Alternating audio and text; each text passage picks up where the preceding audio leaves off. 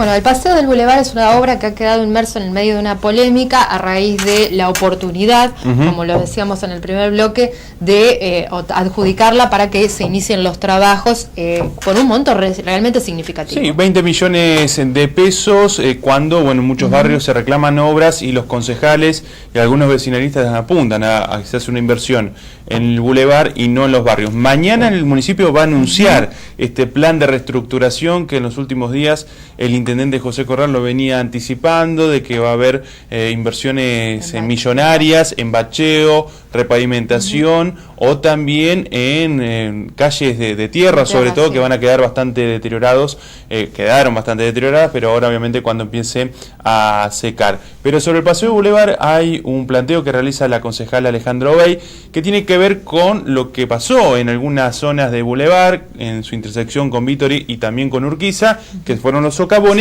por los problemas en el sistema de cloacas. Y uno, o sea, da la sensación de que no es descabellado la idea de plantear, revisar en qué condiciones está todo el sistema de cañerías de cloaca en ese sector, para que una vez que la obra se haga perdure y no tenga que ser reparada a raíz de estos socavones que se producen. Uno recuerda que cuando pasó estos inconvenientes hubo una reunión de concejales con directorios de ASA y desde la empresa se confirmó que se habían realizado videoinspecciones, quizás acercando esta información al Consejo se subsane esta inquietud porque entienden que no va a haber otros inconvenientes en todo lo que es la cloaca máxima que pasa por debajo del cantero de Boulevard.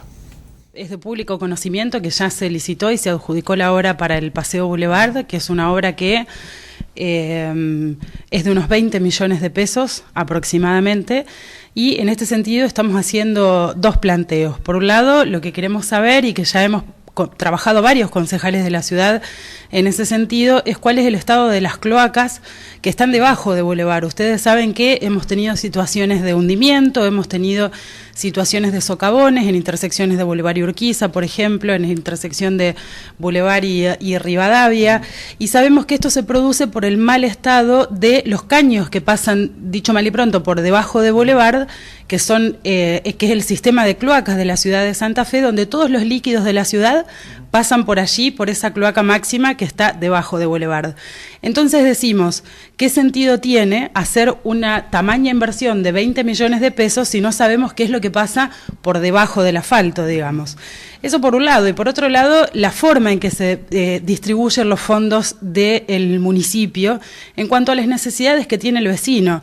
Porque uno dice en su propia casa, por ejemplo, si tenemos humedad en las paredes, no vamos a pintar sobre la humedad, vamos a ver cuál es la raíz de ese problema, vamos a sacar la humedad y luego lo vamos a pintar. Esto trasladado a la ciudad es exactamente lo mismo. Santa Fe tiene otras prioridades, creemos nosotros, que tienen que ver con lo intransitables que están las calles por los baches que hay, con el sistema de transporte, y no con gastos superfluos, si se quiere, como ser lo que fue la inversión en el tren urbano y este nuevo, el Molino Marconetti, bueno, y esta nueva inversión que se plantea, que es la del Paseo Boulevard.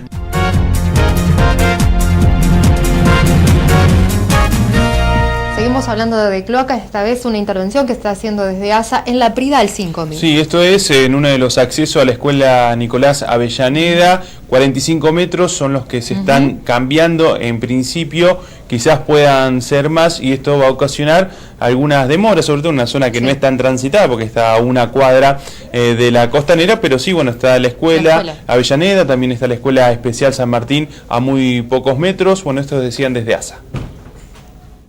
Se está haciendo una renovación de un colector cloacal que, como dato más representativo, más significativo, es el diámetro de este colector. Es un colector importante de 1000 milímetros de diámetro, es decir, 1 metro. Se está trabajando desde el día de ayer, martes, en la renovación de este conducto que, dependiendo lo que consideremos necesario, puede llegar a tener la extensión de este tramo alrededor de unos 40-45 metros. ¿Por qué se decidió este reemplazo?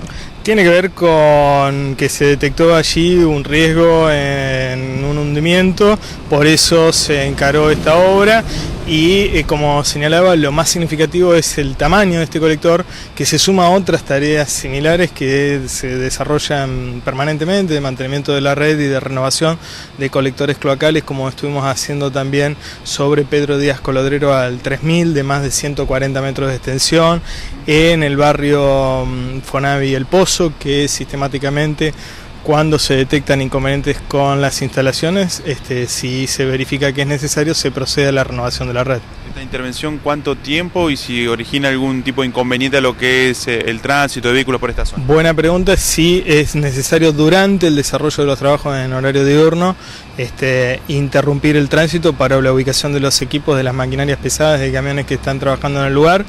Estimamos que puede...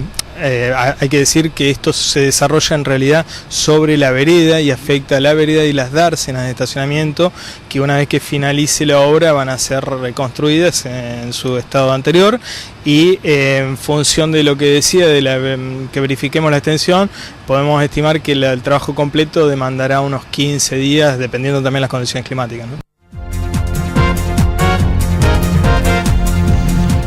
Bueno, le decimos a Germán Necier que si está mirando empieza a tomar nota, porque hay otro reclamo que tiene que ver con una pérdida de agua en Barrio El Pozo. Entre la manzana 13 y 14, en un lugar donde ya hace algunos meses fuimos porque había un arreglo de cloaca que no se había terminado, un desborde, y esto ocasionaba inconveniente a los vecinos. Ahora el problema es una pérdida de agua que viene desde hace varios días.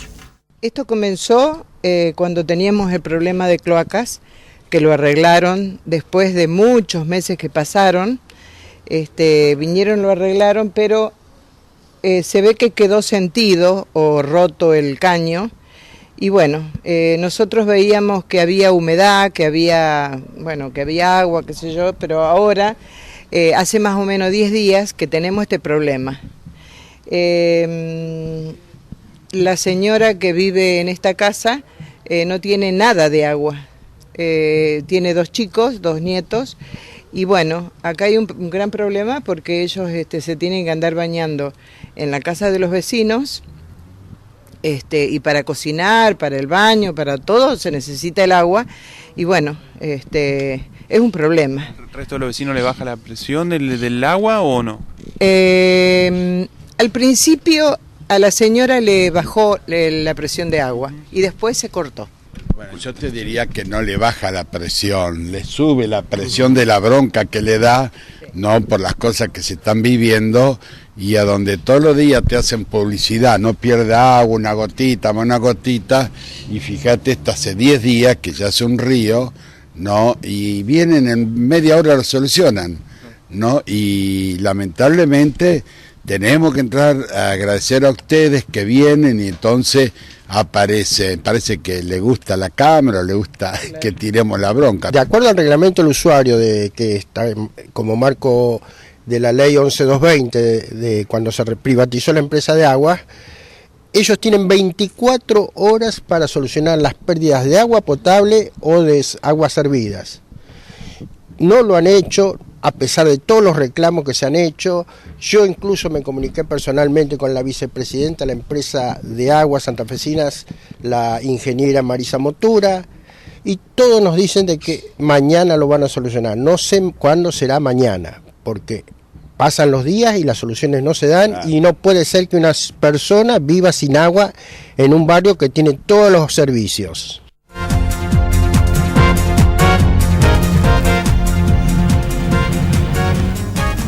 Bueno, hacíamos la consulta de Aguas Santafesinas, nos dijeron que efectivamente el reclamo se realizó ya hace varios días, que está pendiente y que seguramente de mañana quizás se aceleren los tiempos para poder repararlo, bueno, teniendo en cuenta que hubo algunas demoras por las cuestiones de la emergencia hídrica. Bueno, cambiamos de tema, momento de la economía, momento de presentar al señor José Bordón. Buenas noches. Aprovechando este viento a favor que tiene el gobierno argentino después de haber solucionado el problema con los holdout, ahora surge una alternativa: ir a buscar financiamiento externo para obras de infraestructura. En el primer repaso de las obras figuran rutas, caminos, túneles y demás. El gobierno dice, para esta primera etapa necesitaríamos unos 16.000 millones de dólares. le habían ofrecido 68.000 cuando finalmente llegó a concretar la operación por 16.500, ¿se acuerdan ustedes? Hará una semana atrás. Ahora está necesitado de ir a buscar ese financiamiento. ¿Cuál es la pretensión del gobierno? ¿Por qué no lo hizo antes si lo quiere hacer ahora? Porque cree el gobierno que después de haber salido del default, devuelto a lo que es el mercado internacional, puede conseguir una mejor tasa que en aquella oportunidad, que estuvo entre el 6,75 para el corto plazo y la del 8,89 para los bonos a 30 años. Yo no sé si lo va a conseguir, pero por lo menos esto va marcando un indicio de que el gobierno está necesitado de esos fondos para ejecutar la primera parte de su plan de gobierno, infraestructura. Lo que ocurre también es que en estos momentos el mercado financiero internacional, que dice tiene dinero, está esperando, porque hay algunas grietas en la economía de Alemania, otras en la economía de Grecia, y lógicamente, ¿dónde va a ir uno a pedir dinero?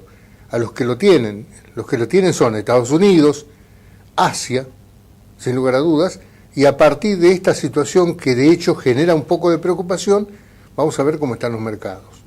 Pero el primer paso está dado. Si se concretó lo de Holdout, esto parece ser un poco más fácil, ¿verdad?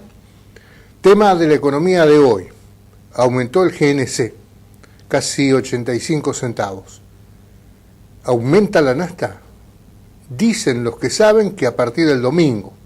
Vamos a estar atentos, aguardando la evolución de estos acontecimientos, porque sin lugar a dudas, cada vez que hay un aumento del precio de combustible, usted sabe, tiene efecto multiplicador.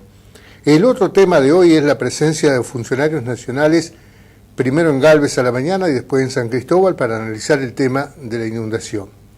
Quiero decirlo una sola vez, mucha cháchara, pero evidentemente obras, asistencia y lo demás, todavía nada de eso ha llegado. Y los que perdieron 100 ya llevan perdido 150, ¿me entiende? Hasta mañana. Bueno, hasta mañana, José. Bueno, vamos a hablar en minutos nada más también de números, aunque estas buenas noticias que nos tira José a diario con respecto a los aumentos son cada vez peor. Vamos a ver ahora un resumen informativo.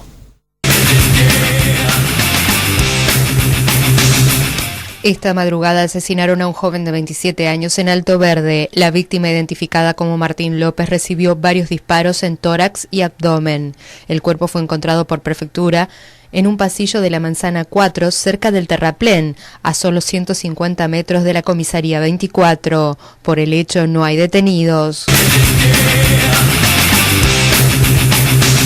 Mañana en el Tribunal Oral Federal de Santa Fe se conocerá la sentencia en la denominada megacausa, que juzga los crímenes de tortura, secuestro, desaparición forzada, homicidio de 20 personas y la supresión de identidad de Paula Cortázar. Mañana a las 10 escucharán el fallo Juan Calixto Perizotti, Domingo Morales, Carlos Pavón y el ex juez de menores Luis María Vera Candiotti. Los organismos de derechos humanos convocaron a una movilización y se prevé que en la zona haya complicaciones de tránsito. La desaceleración de la actividad económica sumada a la crisis hídrica impactan la venta de combustibles. Una que ya venimos arrastrando desde el año pasado, donde los índices dados por la Secretaría de Energía, donde cada estación reporta los volúmenes vendidos todos los meses, denota una merma en el consumo ya en el segundo semestre del año pasado, producto de la caída de la actividad económica.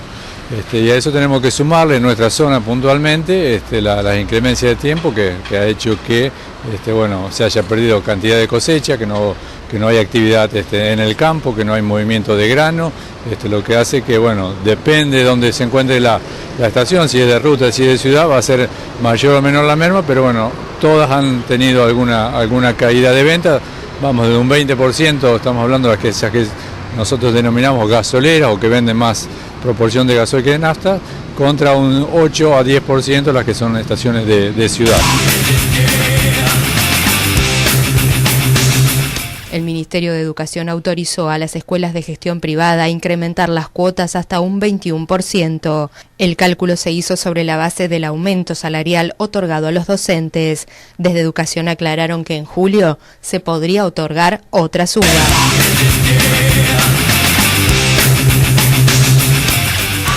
Bueno, en el próximo bloque vamos a estar hablando de números, de los números de la paritaria universitaria, números que van, vienen, que parecen insuficientes. Sí, y una semana con paro. Bueno, ya está con nosotros Oscar Vallejos de ADUL, que va a dialogar con nosotros de esta complicada paritaria a nivel nacional. Ya tenemos experiencia, sí. La verdad que años anteriores también era muy complicado, con varias medidas de fuerza, pero hay pocos antecedentes de una semana entera de paro. Pero hacemos la pausa y ya hablamos con Oscar Vallejos.